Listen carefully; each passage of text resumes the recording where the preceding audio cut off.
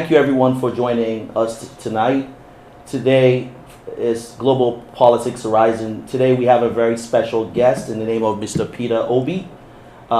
Many of you are very, very familiar with him, and we're very happy to have him back here again. We had him here before the elections, and we are very excited to have Mr. Obi back. So we're going to dive right into it immediately. And Chioma, can you go ahead with the first question? Absolutely. Mr. Obi, you've proposed the unbundling of INEC, which is the Independent National Electoral Commission, in order to improve its effectiveness.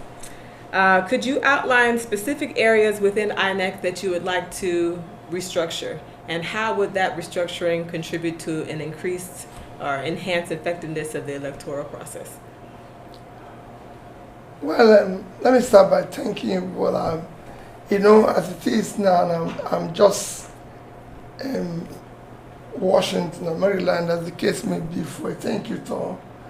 I wasn't even expecting an interview, but being that I found myself in it, I have no alternative than to provide answers to your question. And thank you for the opportunity. For me, when I talked about the unbundling of INEC, specifically because it's specific areas, first is that the national body, as it is today, independent body, is supposed to be, it is not entirely independent. It's today, you can call it an agency of the federal government, which it is what it is, but it requires to be totally independent in terms of its appointment of personnel and those that man it. Supposed to be independent in terms of clear laws, supposed to be independent in stating how to conduct election. And for me, when I talk about unbundling, INEC at the national level, independent electoral commission national level, should conduct national election. At the state level, we should have a similar thing that conducts the state level elections. You don't have a national body in America that conducts the election for the various states. Do you have it? No. Thank you.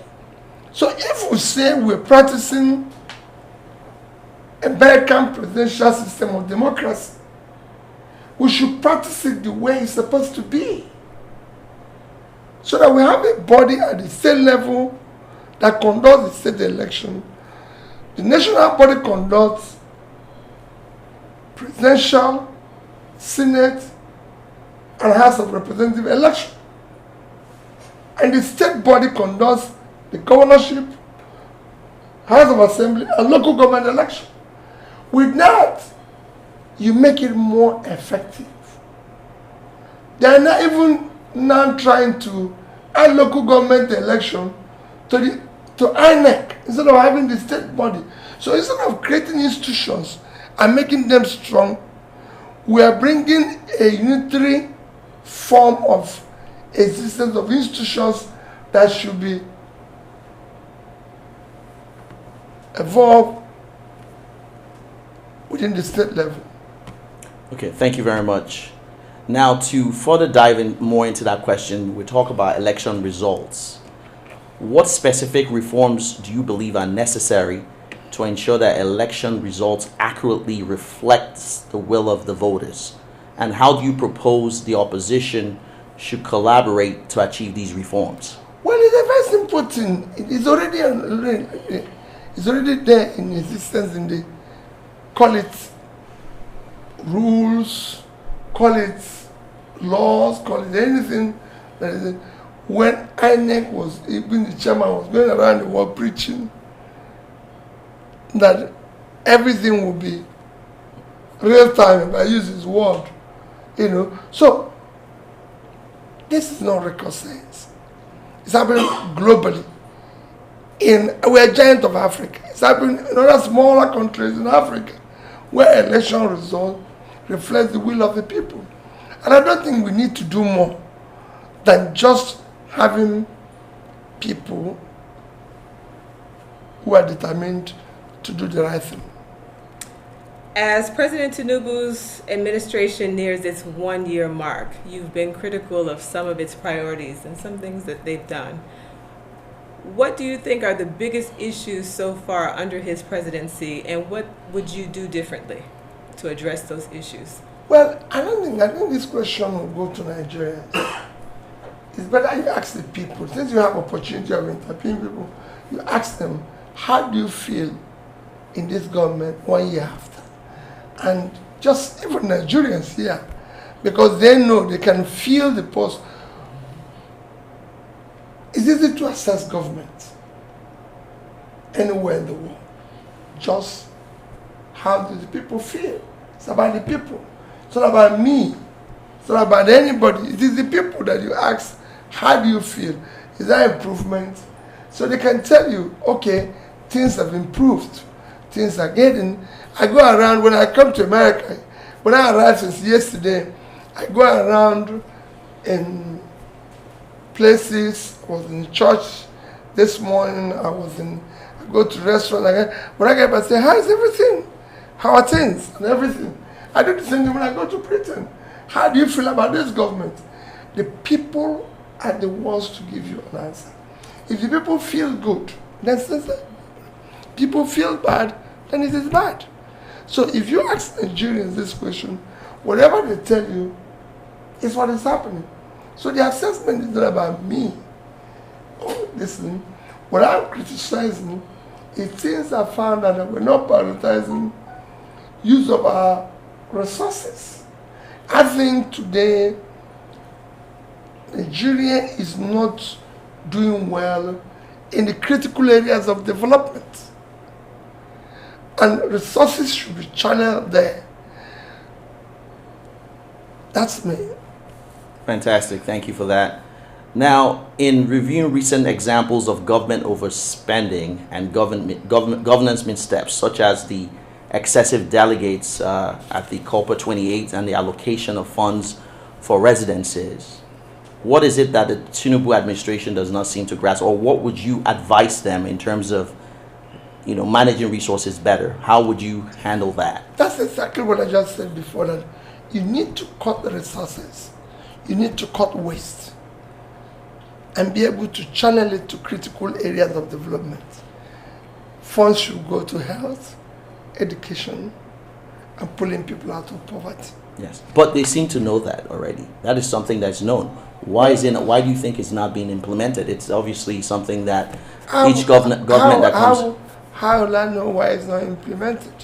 That's why I'm there saying we're on the wrong track. We're on the wrong track. We should be going this way, not this way. How do you respond to the recent statement by Mr. Atiku regarding a potential merger between the PDP and LP, and possibly supporting you as a candidate for as a Southeast candidate in the 2027 presidential election? Well, for me, I commend him, and I'm grateful for his statements, especially where he said he will support me if he goes to the Southeast. On issue of merger, coming together of parties, I always said, as long as any merger or any coming together is for a better Nigeria, for a new Nigeria, for governing properly, I'm for it. If it's just merger for election or state capture, I'm not part of it. I want to be part of anything. Like I always say, I'm not desperate to be president. I'm desperate to see Nigeria work, especially for the poor people, because we have a lot of potentials. So if the merger is to be able to govern Nigeria properly, unlock all those things that will make Nigeria a better place, I'm for it. It might be at party level, it might be at individual level, it might be at any level. But we must come together to be able to build a better Nigeria. Cohesiveness of political parties is something that's always very difficult to do. How do you envision, supposing this actually happens, how do you envision this potential interaction and collaboration? And the second question to that is, do you believe Mr. Atiku to be sincere in this request? Well, I cannot doubt his sincerity. Neither can I doubt him, but I've just told you, when you talk about cohesion, not coming together or cohesion not being possible and everything, for me, if the purpose is same, coming together is very easy. It is when we have a divergent or different purpose that it becomes difficult. If the purpose is the same, we are going to the same destination. We don't have any problem. Great. Now, but political parties, the PDP and the LP, I believe, have different mandates and different political beliefs. Having a cohesion of two... Quite frankly, I don't think any party in Nigeria are different from the other. Okay. It's just human being. Because I don't know anyone that have ideology that is different from the other, quite frankly. Wow. You know, so I think individuals, there are parties that have not reached that level of ideological differences. Okay. I don't hide. We're basically the same thing. Labor, we might have it in writing, but we have not achieved it in behavior.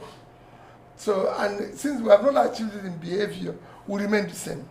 So what we need now is to look for individuals that are thinking alike, that believe that where we are is not where we should be, that where we are can be improved, and work together to improve that. Because we can't be with our children, and Nigeria can be better. Another follow-up to that question. Within your party, there has been a lot of hoopla in terms of your chairmanship, between different factions. You have the Aburi faction, and then you have the Lamidi faction. Now, that has obviously caused a fray in between both sides. I think we've found that. Yes. But there are still parties that believe that your party, the Labour Party, is not cohesively together. Well, you see, there's a problem in every other party, and there's a problem in the Labour Party. The problem is, I always say that we're living what we're supposed to be talking about and giving all the time to what should not bother us. We have a problem in Nigeria. We should be talking about the problem, not about our parties. For me, I have been in parties that had problems in the past. When I was in APCA, I had problems for years. When I had the opportunity of being governor, the problem was there. I faced my job as governor. I faced the job of doing the job Anambra State elected me for. And people are saying to me, if there's this problem in Nigeria, so how will you have been able to, in your party, have been able to govern? I said, it doesn't bother me. That is not what Nigerian people did not vote for me to go and resolve party problems or deal with party issues. I'm not the party chairman, I'm not anything. I am an elected person who is supposed to deliver based on what I promised, based on what is in my manifesto. Building on that, let's talk about, you've been very vocal, we need to put more investment in education, in healthcare, and infrastructure, and there's just so much to do. How do you plan to mobilize resources? What would you tackle first? What's your priorities there? You see, people talk about mobilizing resources, mobilizing. First is that you have to efficiently manage what is there, which is not happening now.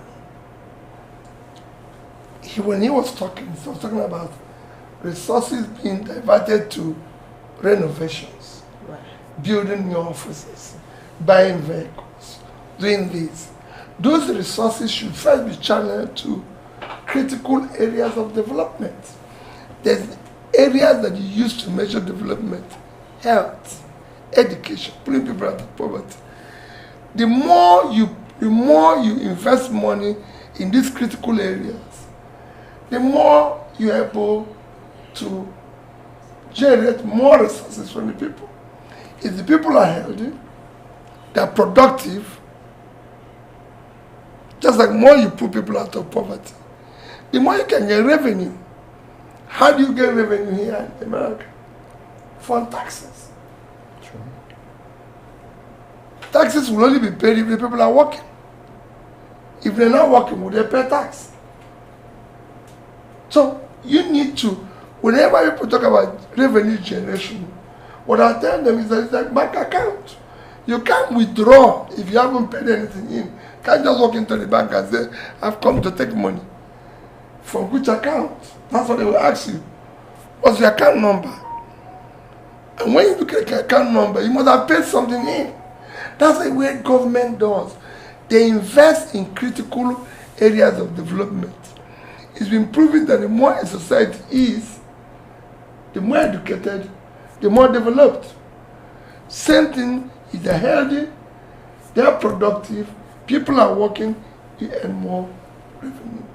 In Nigeria, you can't go to my village, can't go to your village, can't go to everywhere and tell people who are unemployed. It doesn't happen anywhere in the world. So it is same thing. And this is something that has been done all over globally. So it is not that difficult to do it. So in all that you said, where do you start? Is it job creation? Is it education? Or simultaneously.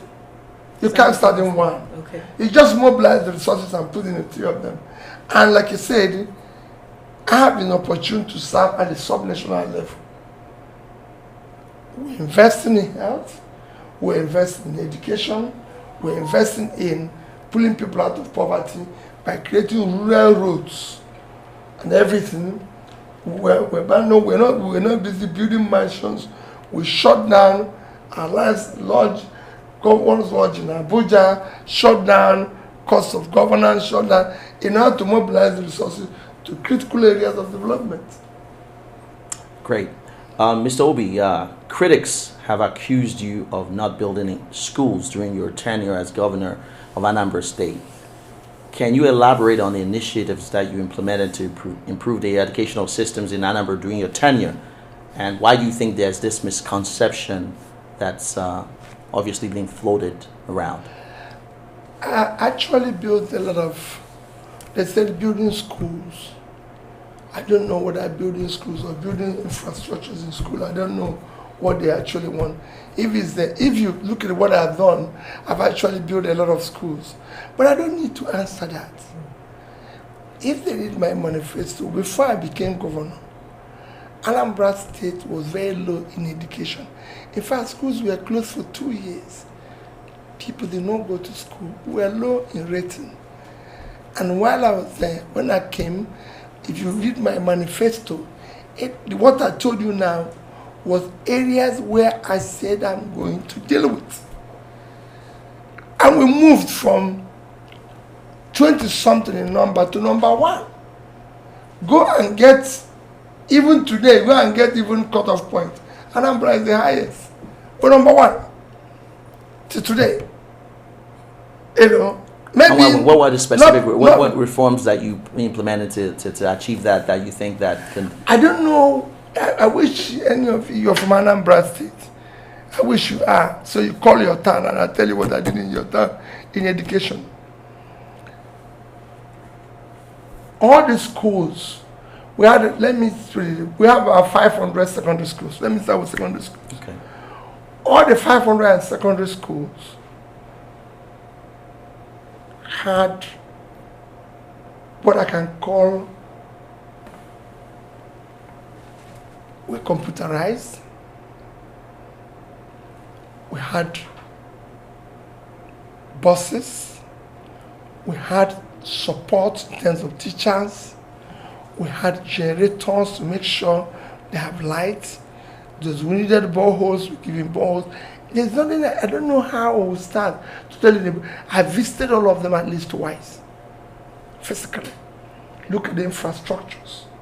Look at what is happening with them. Ensure that they have things that is required for learning. And that's, I can go on and on.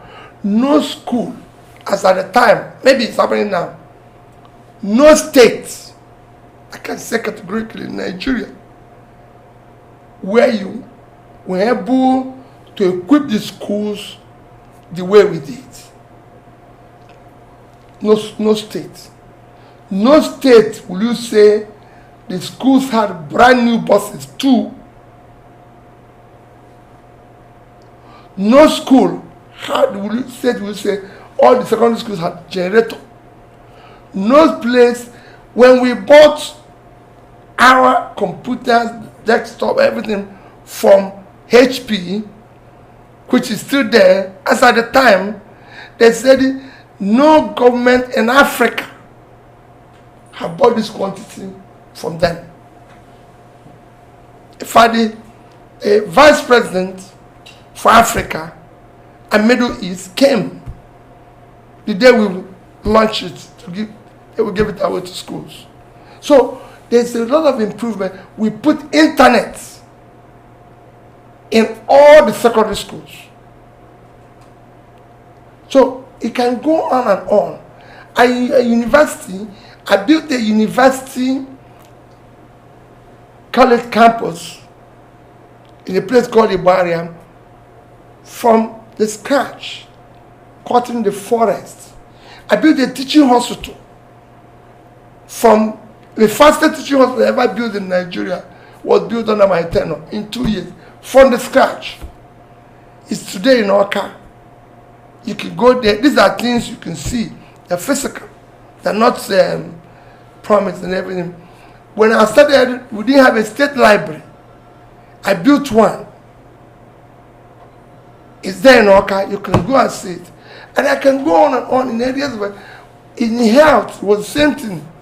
We didn't have one single school of nursing, midwifery, or school of health technology that was accredited. Today, we have over a dozen. They were all supported, accredited while I'm there. So you can go and, these are things that are, I'm telling you the things that are verifiable. You can go and see it. So when somebody comes and says, oh, you didn't build a secondary school. Why do I have to build a secondary school when there's secondary school all over the place that we are in bad shape and depleted, and I go and build a new one? That is the problem of Africa. That is the problem because there's corruption.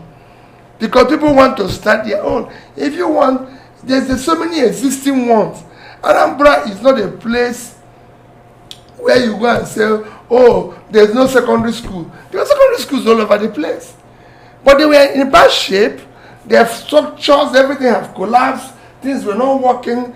There's nothing. So I needed to rebuild them. And I rebuilt them. And if you go there, you see buildings that were all built. If you collect them together, I would have killed about hundreds of secondary schools. But I didn't need to. It's a state I know every community. I visited every community. I didn't say I visited every. I visited every single community in Anambra State as governor at least twice while I was there. So I know what every community needed, and I provided it. They have secondary schools, visited the secondary school, saw it, saw what they were there, and tried to do something. So I don't need to build a new one. Fantastic. Even at that, there's some new ones that were set up while I was there, and I supported it, and I can show, and I can say, we did this in education. And to prove it, we became number one. If you go to the secondary schools today, they still tell you, Mr. Obi did this, Mr. Obi did this. And since I left over 10 years ago, it is still the same generator that I gave them that they have. It's still the same vehicles that I gave them. It's still the same. So, what else will I do?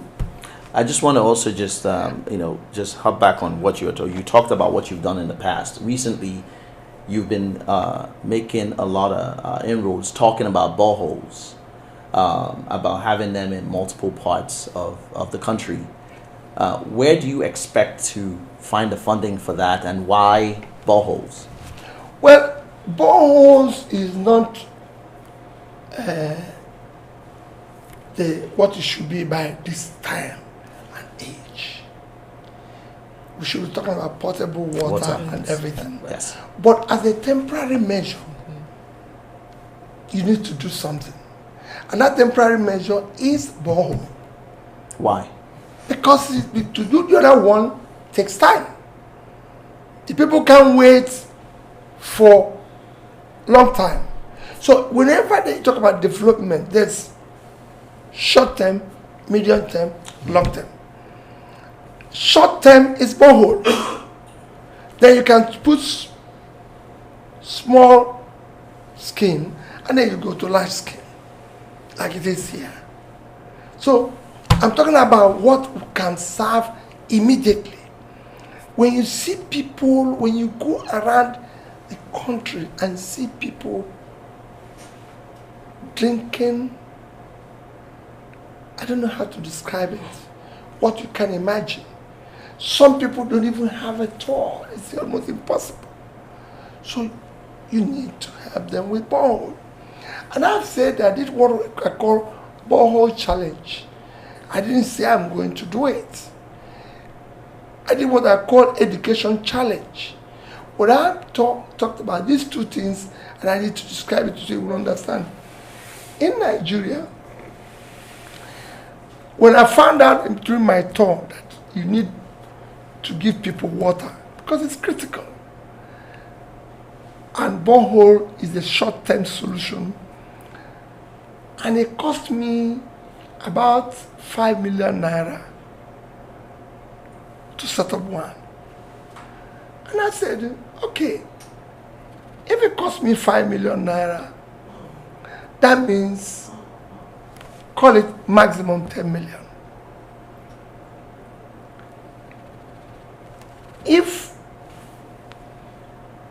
Nigeria as it is today, go and look at our inequality, it's one of the worst in the world.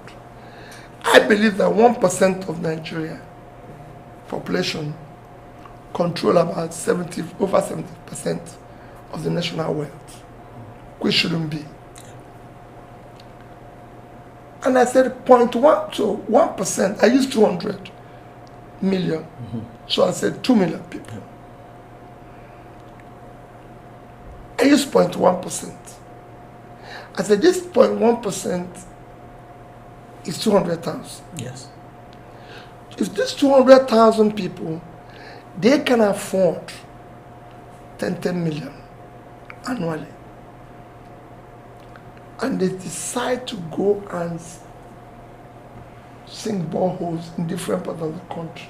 What is it? What is it to them? Is it a form of corporate social responsibility? Why should they? That's it, because they're giving back to the society. Because I believe we all live there. Is it more tax write-off or something? Because obviously, why would I want to do that? Whatever you call it, people do that every year. Yeah, they do that here. Obviously. People do it all over the world. So we should do it as well. So they can go and find anywhere they can and put a borehole. Okay. Same is what I said about education. We have about 20 million out of school children. They are mostly in the north. We talk about the school children today. The least state is Anambra State. Okay. Just about the school children. Yes. And let me even tell you further. People are talking about schools in Anambra State. When I became governor, the problem in Anambra State is male drop out of schools. Why? Go and check. The boys will know we are going to market to trade. They were all going to market to trade. It was one of the things that I reversed. Because I came from trading, because I was a trader, I was able to go around preaching to people and saying, I came from here and I'm educated. So your children must go back to school. We want educated traders. Can you emphasize on the north? So I'm just saying, yeah. So it's more in the north. The Almajiri kids. Almajiri kids. I spent time in the north with these people, these young kids, learning Quran. And I could see in them doctors, lawyers, engineers, top scientists. Because if you see them, how they learned the Quran, how they were able to memorize the Quran, how they were able to, you could see that these are intelligent, talented kids. But they're not in a formal school. So my take is that since these kids can't go to formal school, we should take school to them. Where they're learning Quran, we should introduce English teacher, science teacher, mathematics teacher. All those basic things should be there. And we did study it by looking at 3 of them. The cost implication. Yes. Even those who were teaching the Quran were not being paid. In the 2 places I went, the top place they were paid. And they just paid about 10,000, 15,000 naira. So I put a cost of employing about 6 to 8 teachers, which includes the Quran, the one that teaches Quran, English, this, at the cost of 50,000 naira each. Since they're not even being paid at all. And I put other costs of running the facility I visited. One had about 55 people, the other one had about 60 people, one had about 58 people there. So when I put the cost, it came to about 6 million naira. I rounded it off to 10 million again. And I said, if these 200 people that I'm targeting can again decide 2 million. No, not 2 million. I'm not targeting 2 million. I said I'm targeting 0.1%. Okay. 1% is 2 million. Okay. But I want 0.1%, 200,000. Okay. If 200,000 of them can decide to again, as a contribution to a better society, tomorrow, invest 10 million. We have 10 of such, we have 200 of such facilities, 200,000 of such facilities. If we can put in 10 million, 200,000 of such facilities, taking 50 people each, that's 10 million. That's almost more than half of out-of-school children. The problem you're seeing in Nigeria today, especially in the north, are people we did not educate yesterday, are people who did not pull out of poverty yesterday. And the same thing is what is happening in the south and everywhere. Those we did not educate, pull out of poverty, have become a problem for us, and we say we have insecurity. So in order not to increase that tomorrow, we need to start investing today. And again, we're talking about revenue. 20 million people. The Nigerians that we're talking about diaspora today. Nigerian diaspora, I don't think they're not more than, they're up to 20 million. No. Thank you. So if less than 20 million is actually giving us today remittances of about 20 billion. $20 billion. Dollars. Imagine if we're able to train these 18, 20 million out of school children and export them. That is double the revenue. So there's a lot we can do. We're investing in them for our own future. And that, for me, is what we should be doing. What I really liked about your answer when you highlighted what you did as governor of Anambra is that you said, these are not promises, these are things that I did. You can go there and check the record. As president, when you now factor in regional differences, you visited the North, you see, regional differences and controversy, all of that, how does your approach change? How do you make sure everyone feels included under your presidency? Very easy, because the same thing you did when you were governor. You were able to move around and talk to the people and sit down to them engagement, involvement. Well, there's a level of distrust in Nigeria with the different ethnic groups.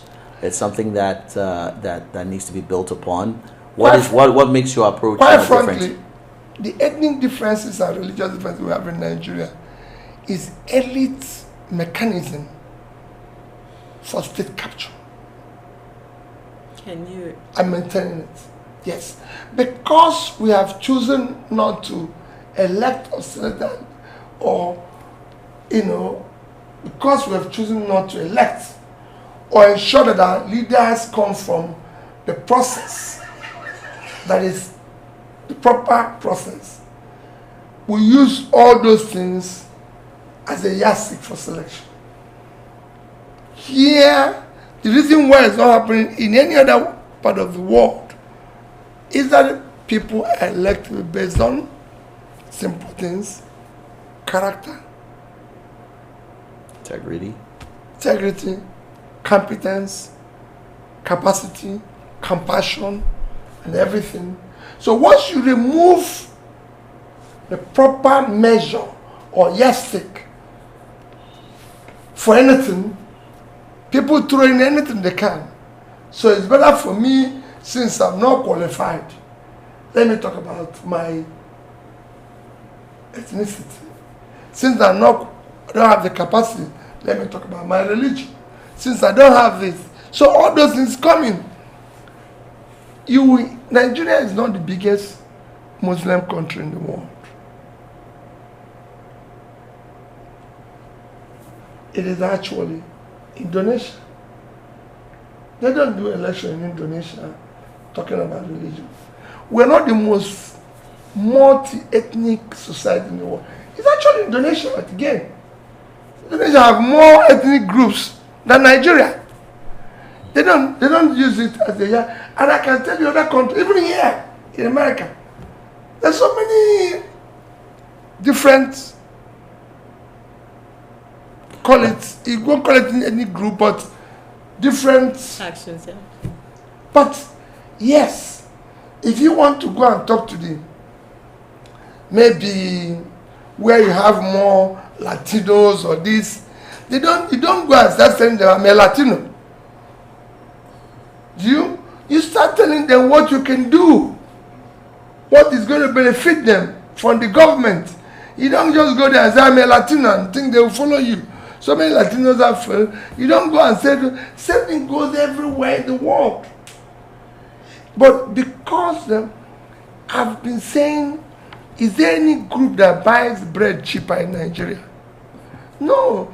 You can go, because of corruption, you can get your people to steal more money or give them government position.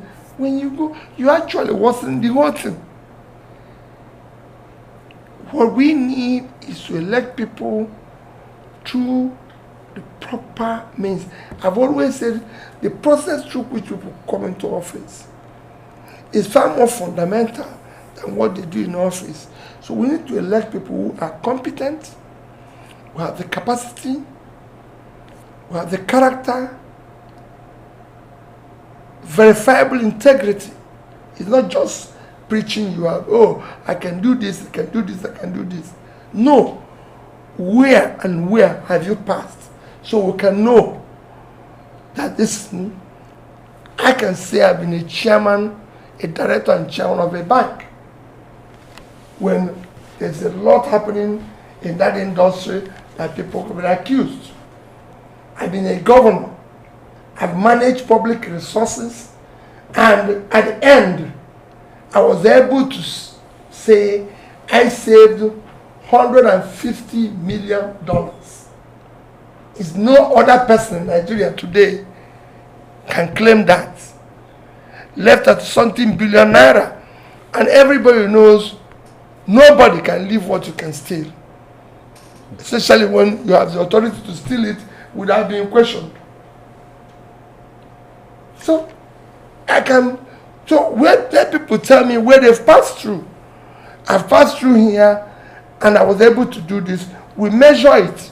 That's what people measure here. I've been to schools. Nobody has said, oh, while he was in school, he cheated in his exam, he has stolen, he did this. These are things you record and look at and everything. Competence obviously is something that's I think that's extremely important. We see it in the West based on your antecedents or where you've worked. Within the Nigerian system and in terms of political parties, it's not been reflected where people where that's the most important thing. Things like how an individual, how long they've been in the party and they've been working with a specific party within the system reflects having in terms of godfatherism and those type of things. Yes, the ideal based on what you said, competence is obviously based on what you've done, is something that should matter. But in a system like Nigeria, where it's not something that is the most important thing in many cases, I obviously years ago had advocated in terms of an article that I feel that the president of Nigeria should be someone that has run a bank. Maybe because I came from a Wall Street background. The reason why is a bank ATM works in Sambisa Forest, or a bank ATM works in Kebbi State, works in Anambra State, works in Lagos State. So the fact that you can get technology to work, you understand the people you hire in these specific states, you are able to work with people, and you're able to get things to work. There's a level of competence that's there. My question to you is that why is competence, I mean, obviously it might be a cliche question, why is competence not something that is obviously very important to parties, political parties in Nigeria? Because if it was, then you would have the best and the brightest minds running for office, and then you would not have this issue. Well, let me even correct something. I won't say issue with someone who have worked in banks. No, that is my position. That's their position, okay, Yeah, because without challenge, we have had some criminals in the banks. No. So I would say we need the people from the banks. We need people of integrity. Managing public wealth, it requires a high level of integrity. Okay. It requires a high level of contentedness. Because like I said, it's difficult for you to keep what you can take. I've been through it. I've been in the bank myself. So I know what it is when you're a bank chairman and you can do anything with the bank. Resources can even lend it to yourself, do all sorts of things and everything. But you said, no, this cannot happen. So I know what it is. But it is important for us to look at where we are and look at what is lacking. The only problem Africa, Nigeria in particular today have, it is not the air, like Chinua Achebe said. It is not the weather. It is not the environment. It is only one thing, leadership. It is not having quality leadership that can rise to the job. Since that is the only problem, that is what we should focus on to get it right. And I think it is for everybody. That is why we should disemphasize other areas, issues of religion, issues of this, because like I said before, no religion buys bread cheaper globally. No tribe buys bread cheaper. No. What makes a system work is competent leadership, that's integrity, because they will not know how to galvanize resources, invest it properly for the people.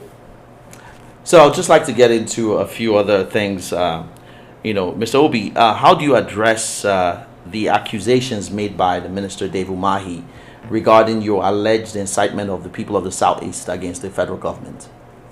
Well, there's no comment there because there's no evidence to such things. So, how? If you have anything to prove that or anything to do that, I don't need to incite anybody against what am I inciting. There's no difference between the people in the Southeast and the people in the Southwest. Is there a difference? No, there's not. There's not. If there's a difference, so why am I inciting them? He's saying that the Lagos Calabar, obviously the project that's being worked on, that your statements on that project are. My statement on it is one statement that is a because I'm the one who made it. I won't use the word exemplary. All that I said is what I did even as a governor. There's so many existing roads that are in disrepair. So many that require the construction. There's some that are women that are not motorable. We already have a network of roads that need to be repaired, reconstructed, and everything. And I said, we don't need to start new ones. When Biden came here, he did something, he said he's going to improve the infrastructure. Did he say he's going to start new ones? No infrastructure plan, yeah, you're right. He said he's going to, that American infrastructure is decaying. He needs to improve it. He didn't say they're going to start new ones. We think that they open new ones through the seas and everything. It's so that the existing one, this is something that we have been glad. I remember telling somebody in America, I wish they can give us this one they want to repair. So we can take it and put it in our place so that I can have repair new ones because, that's what we need, but today, are you from Nigeria? Yes, I am from Nigeria. Which part of Nigeria? Imo State. Thank you. You can't drive from Owerri to Port Harcourt. Just Owerri to Port Harcourt. If you're driving from Owerri to Port Harcourt, the Owerri end of it will take you. You'll be going through the bush, coming out, everything, to just get there. And it's not up to 20 kilometers. Quote me anywhere. I'm convinced. You can call the people tomorrow and let somebody go there, verify. Are you from Nigeria? Yes. Which part of Nigeria? Imo State. Oh, the same Imo State. So, you can't drive that. You can't leave that and you cannot drive from Kano to Medugri. I was in Kaduna a few weeks ago. The Kaduna bypass will take you hours. You cannot go from Abuja to Lokoja. You can't drive from Lokoja to Auchi. You can't go from Auchi to Benin. The east-west road has not been completed. You can't even drive from Benin to Sapele to Warri. You can't go from Calabar to Uyo. I can go on and on. Let's fix all this. Can't drive today from Enugu to Nsukka. You can't go from Nsukka, where we call Ubolafo, to Otugbo. Can't go from Otugbo to Makode. These roads are in a mess. You need to fix them. So we have enough network of roads that are already existing. Same thing, Lagos, Ibadan. Can't go to Ibadan. There's places you can't drive to. Go to Ijabode, Benin, all the. No. So why are we starting new one? And I stand by it. If I was voted into office, I told them, even in our manifesto, we're not going to start anything new. Let's fix. And that's what I was telling you about when they talk about education, roads, everything in Anambra State. What I did, when I came in, some of the roads were started by my predecessor, Dr. Chris Ngige. I completed it. He's there. People of Anambra can tell you. Even to prove that I completed, I measured where he stopped and did my own. So, and then all the existing roads. And they started opening the rural areas where the roads did not exist again. I started opening it up. Built a maintenance agency to maintain them, because one of the problems we have in Nigeria is that people think you can construct a road and it stays forever. No. In this country, you will see them every 5 years. they are relaying a road that even it's not everywhere in the world. In Nigeria, you build a road, people will say, oh, the road to be built has failed. I left government 10 years ago. The road is not forever. This building, this hotel, every 4 or 5 years, they refurbish everything. Otherwise, the hotel will fall, it will collapse. But it should be, obviously, there should be some revenue being generated by the roads to be able to maintain it. The federal government can't, obviously, be able to take care of every single road, so maybe tolls are some things that... Nigeria have not said they will not pay tolls. When the toll gates were there, they were paying. If you do a good road in Nigeria today, Nigerians will pay toll. It is government, they can do it. They can do it based on the toll system, partnering strategically with those that can build the roads and collect the toll. But they won't do it because of obvious things. Which are? Corruption. Okay, well, I'll leave that alone. I'll go back to Chioma for the sake of time. In addressing another allegation, the Vice President has accused you of engaging in divisive rhetoric because you criticize the government's spending priorities. How do you respond to those allegations? Well, I don't need to make comment on that. Just the same thing I said. It doesn't. There's no evidence to that. If I said you need to put money here and remove money here, that's not criticism. I'm only just saying what is right.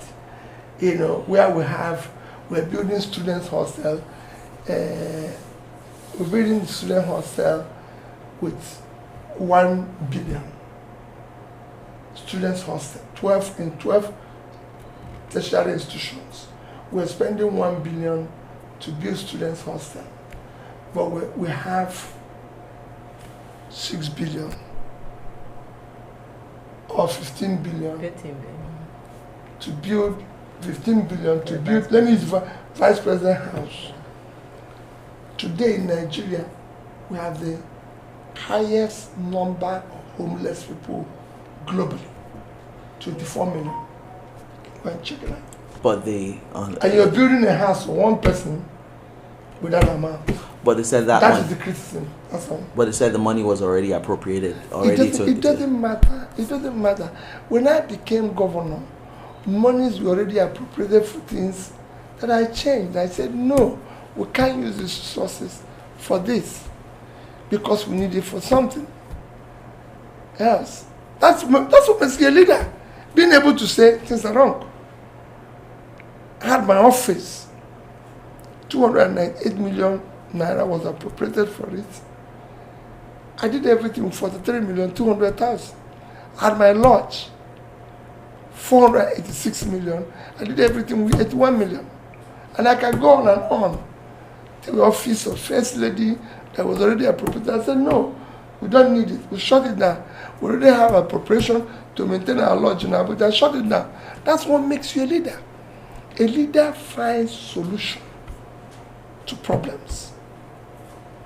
Fantastic. Getting towards the end of this interview, I wanted to get into, obviously, your future plans. And looking back in hindsight, there's a question that you ran for the presidential. We were lucky enough to have you. There was a lot of excitement with your candidacy, and young people everywhere in Nigeria and in diaspora and all parts of Nigeria came out and voted for you. Looking back now and having had enough time, a year after the results and the swearing of the current administration, what do you think you could have done different in terms of the way you ran, in terms of the way you obviously applied yourself? Pretty much having looked at hindsight being 2020, what do you think you could have done differently? Nothing. I would have done the same thing. Nothing, because we were able to say the right things, say the course to the end. People voted for us. Notwithstanding what happened, we're there. All I urge people is that we should stay together until we dismantle this criminality. Today you see them trying to preach, divide people, use the resources to this. For me, I remain sacrosanct to a new Nigeria. The way it is today will lead us to nowhere. Are you committed to running in the 2027 presidential election? Well, my commitment now is to see that people put food on their table and that things are better. That's why I'm going around helping schools,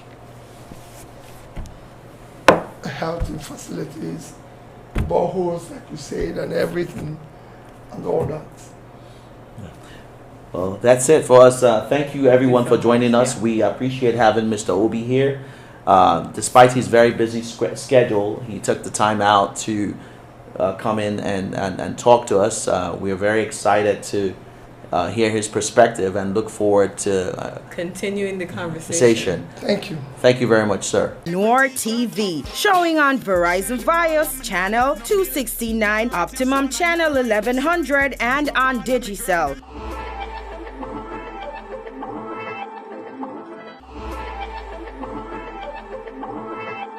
Or on our website www.noiretv.com, or download the app from the App Store or Play Store.